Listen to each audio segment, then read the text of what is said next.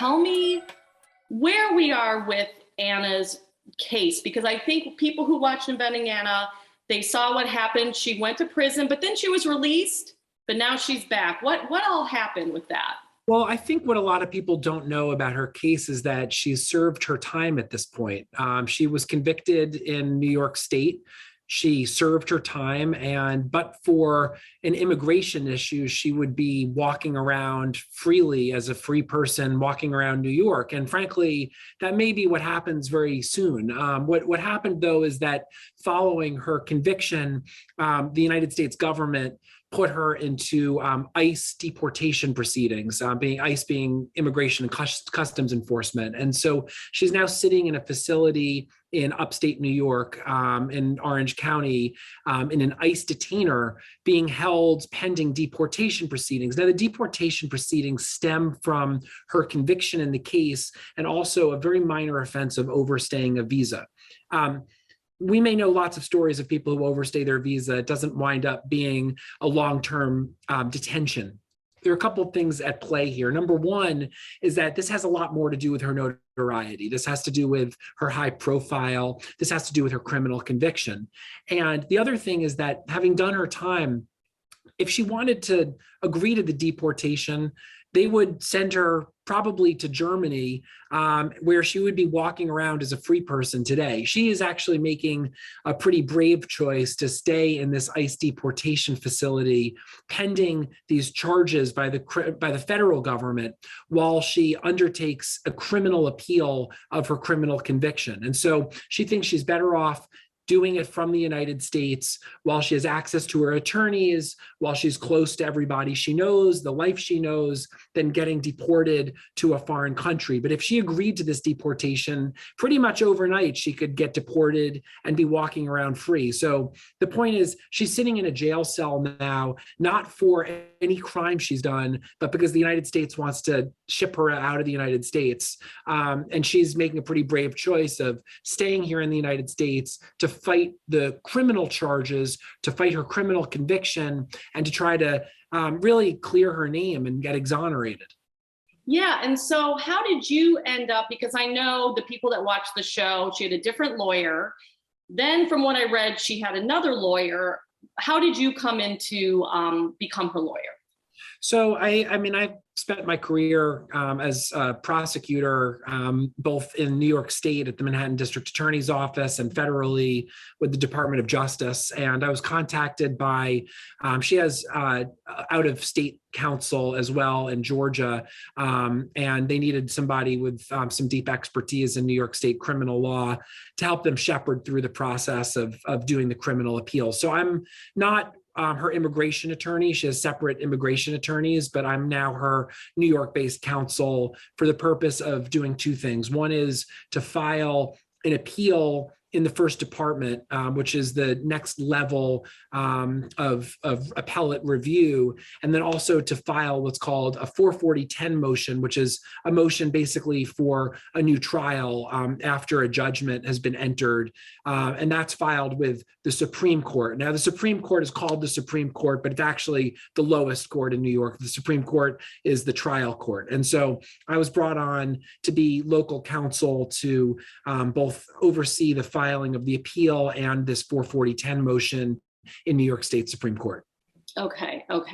And how is it moving along? I read something about a file not being moved over to you. Does that happen? Is that common, or is this sort of uncommon?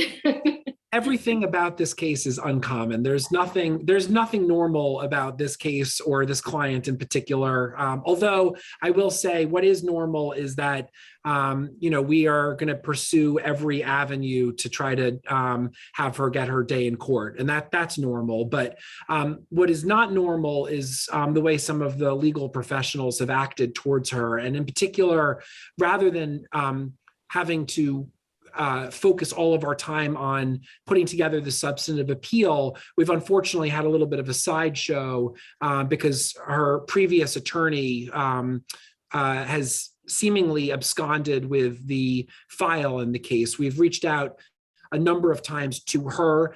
She's referred us to her lawyer, which it's an unusual situation where my client's former lawyer won't even talk to us anymore and refers us to a lawyer, but the lawyer has not been particularly helpful in getting us any movement here and getting the file back.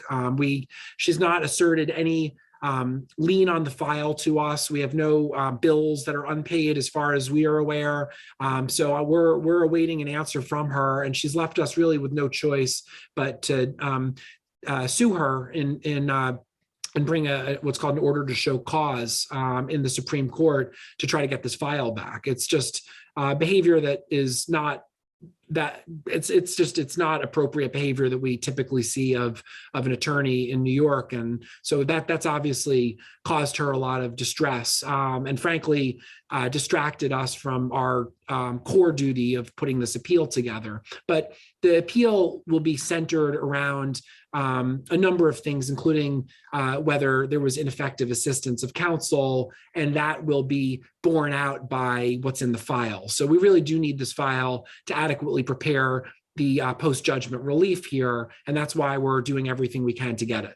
Yeah, how much do you think it's going to delay the trial? Could it be months or longer? Well, in this case, it's really just the appeal and the 44010. We're actively working on it anyway, but it's obviously a delay when we have to seek a court intervention and a very basic function of getting the client's file. But I'm hoping that now that there's an order to show cause, it'll move along a lot more quickly if a judge can get involved. All we want is the file. That's really all we want. It's a very simple ask. And there are very few bases for attorneys to refuse to give over client files. In New York, a client file belongs to the client. It does not belong to the lawyer. There are limited circumstances in which a lawyer can assert what's called a lien on a file. It's much like when you bring a car into your auto mechanic and you don't pay the bill, the auto mechanic can hold your car until you pay your bill. There are instances where a lawyer can hold a client file pending payment if it's not going to cause any kind of undue harm to the client.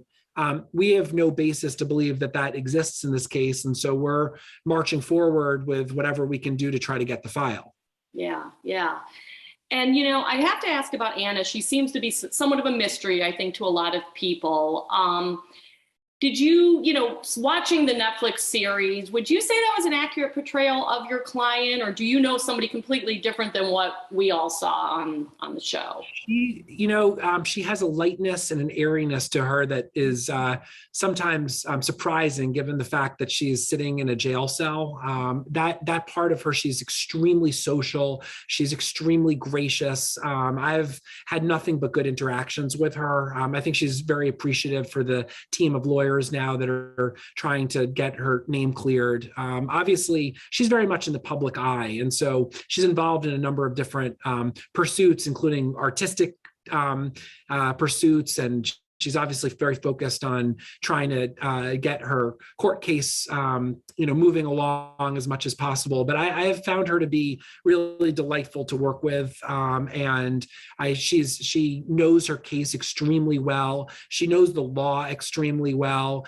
So she's not only a pleasure to work with, but she's very knowledgeable about the law. She's knowledgeable about the facts, and that's always terrific when a client can become an advocate for themselves as well, because it's a very collaborative process. Yeah, exactly.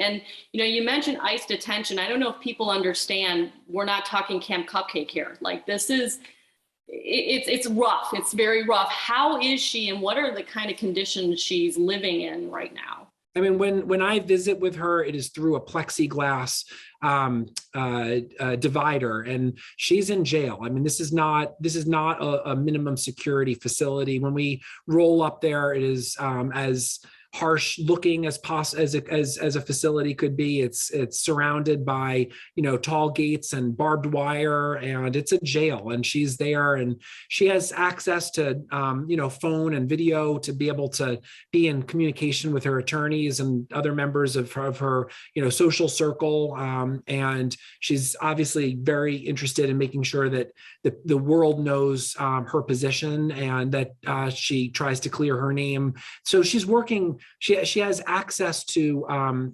video and audio facilities, but other than that, this is not a minimum security camp. She doesn't have access to roam around, and it's a harsh condition for sure. Yeah. She also seems very resilient. I'm seeing all these projects coming out from somebody who's incarcerated. What is she kind of looking forward to doing once she does get released? Well, I'm hoping that she's released in the next coming weeks. I mean, we're making some progress on that. I mean, I'm not her immigration attorney, but I am told that they're making some progress on that. And so I'm hoping that we'll be able to get her out sooner rather than later, so that we can really focus on getting her name cleared and get her exonerated fully. But in the meantime, she's very creative, and she's been focusing on doing art. She's created some NFTs, and she's working on doing art shows, and I think that it's something that while she has time on her hands to do it, she's finally allowing herself the freedom to try to engage in artistic endeavors like that. Yeah. I saw recently she gifted the woman from Saturday Night Live, Chloe Fineman, who parodied her, some exclusive art, which was very cool. So she definitely has a really good sense of humor too, I can tell. She does have a good sense of humor. We not only do we talk, but we text throughout the day as well. And she's very funny. As I say, she's been able to keep a very upbeat attitude about everything, despite the conditions that she's in. Yeah, that's tough. And, as a criminal defense attorney, I know you've had a lot of very high profile clients and tough cases. How do you kind of keep your clients going, during some of these, very high profile, scrutinized times when maybe they're feeling a lot of pressure? It's a difficult situation. Obviously, I see people at their at some of the most difficult times in their life, and it's always difficult during a crisis to try to keep focused on it. But typically speaking, we like to stick to the facts and the law. And I think that if we can keep a strategy of, what it is to get somebody exonerated and try to shield some of the emotion from it. Typically, that's the most effective way to fight. Now, I always say that it's more than just fighting in a court of law. We also need to understand how people are thinking of a high-profile defendant, and there's the court of public opinion is almost as important. And I think that when it comes to crisis management, it's not just fighting in court, it's also fighting in the public eye as well. Yeah. So do you often then sort of advise your clients to, how to sort of act and react, especially when they have a lot coming at them? Right. It's a lot coming at you at one time when you're the subject of a government investigation. You've gotten a subpoena, you've gotten arrested. There's just a lot. And not only is it that you are subject to a court process, but your business could be in trouble and your family could be in trouble. And there are financial considerations, and a lot a lot of people are very overstimulated all at once. And so I think it's really important to have the right team in place from the outset, both to keep focused on what's important and to remember that it's not a time for being overly emotional, even though it's a very emotional time. It's a time to try to focus on what the facts are, what the law is, and what needs to be done at that time. Yeah. I have to ask you, what attracted you to criminal law? It's like the oncologist of law. Like, it is so hard. So what brought you into this area? I've done it my whole life. I mean, I when I was in law school, I worked at the public defender in Washington, D.C. And I've always, I've in fact always wanted to be a defense attorney, and wound up through a pretty circuitous route becoming a prosecutor for the first decade of my career. I was out of law school, I was a line assistant district attorney at the Manhattan District Attorney's Office. And I also became a federal prosecutor at the Department of Justice in the Eastern District of New York. And then I returned back to the Manhattan District Attorney's Office on the senior staff, overseeing asset forfeiture and particularly with regard to financial crime. So I've spent a great deal of my professional career being a prosecutor, and then the last decade plus have been a defense attorney. And there's so many similarities between the jobs. I don't actually consider either of them to be an ideological calling. To me, they both are callings. They're both extremely important. I've loved being a defense attorney. I loved being a prosecutor. I mean, obviously, I think that our justice system is so broken in so many ways. We over incarcerate in this country to a degree that is unseen by any other civilized country in the world. And we have to do something about that. And what's interesting to me as a defense attorney is getting to see the raw emotion that I really didn't see as a prosecutor. I spent a lot of time in jails with my clients. I spent a lot of time meeting with my clients and getting to know them and their families and seeing the devastation and the impact of some of these prosecutions on them. And I can just say that what we're doing is wrong. And if anybody actually spent more time looking at it, there's got to be a better way to punish in this country. And I'm a citizen, and I am a father, and I am a member of the community too. And I feel just as strongly about crime as anybody else does, as a former prosecutor, as a citizen. And I think that we have to do something about the criminal problem that we have in the country. We have to punish people, but I do question the way in which we do it. I think that oftentimes it's overly harsh, it's overly punitive, it's not effective at the core. And so it's really been a calling for me to be a criminal defense attorney. And I think it's all I know how to do now. It's not just a job for me. It's a passion. Yeah. What do you think people get wrong then about criminal defense attorneys? I think people conflate criminal defense attorneys with their clients and see a sort of ick factor sometimes. That's not what this is. I mean, we are, I would say that being a criminal defense attorney is a calling as much as being a prosecutor. It's not ideological, and we all benefit from having a strong adversarial system. It's not a matter of helping criminals.